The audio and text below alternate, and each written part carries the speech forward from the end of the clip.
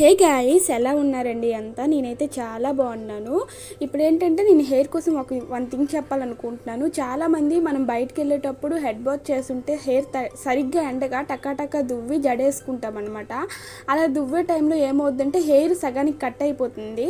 అలా అవ్వకూడదు అంటే మనం ఏం చేయాలంటే హెడ్ బాత్ చేసే ముందు మనము పెద్ద కూంబు ఉంటుంది కదా, పెద్ద పళ్ళు ఉండే కూంబు, దాంతో హెయిర్ని అంతా నీట్గా దువ్వుకుంటే మనం హెడ్ బాత్ చేసినప్పుడు కూడా అంత చిక్కులేం అవ్వు.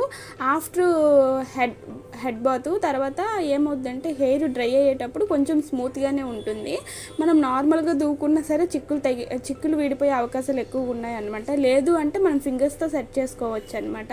మీరు కూడా ఈ ట్రిక్ తప్పకుండా ఫాలో అవ్వండి. ఇంకా నేనైతే ఇలానే చేస్తానన్నమాట. ఫైనల్గా అయితే నేను రెడీ అయిపోయాను. ఇప్పుడైతే శివాలయంలో దర్శనం చేసుకొని నేను షాప్కి వెళ్తున్నాను. అలాగే ఇంకా నేను చాలా వీడియోస్ అనేది మీకు నేను హెయిర్ టిప్స్ అనేవి చెప్తానన్నమాట. అంతే, బాయ్ ఫ్రెండ్స్.